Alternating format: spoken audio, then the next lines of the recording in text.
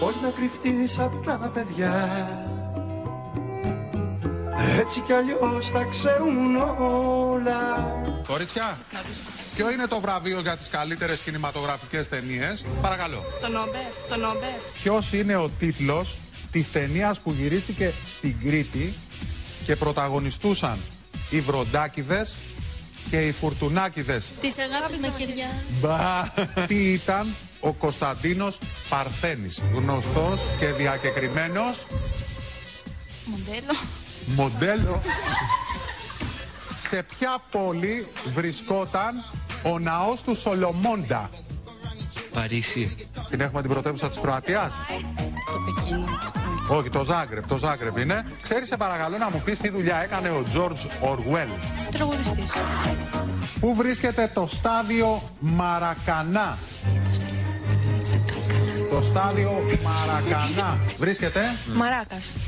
Μαράκας. Μήπως εννοείς το Καράκας? Ναι, το Καράκας. Τι ήταν στην αρχαιότητα ο Κάλκας? Νόμισμα. Μάντης. Εντάξει. Ποιος ήταν πρωθυπουργός της Ελλάδας το 1950? Ήταν Παπανδρέου.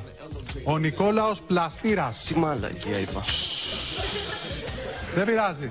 Ο ποταμός Άραχθος διασχίζει την Ήπειρο ή τη Μακεδονία, αγαπητή? Άραχθος. Διασχίζει Τη Μακεδονία. την Ήπειρο. Σε ένα σπήλαιο, οι σταλαγμίτες ή οι σταλακτίτες?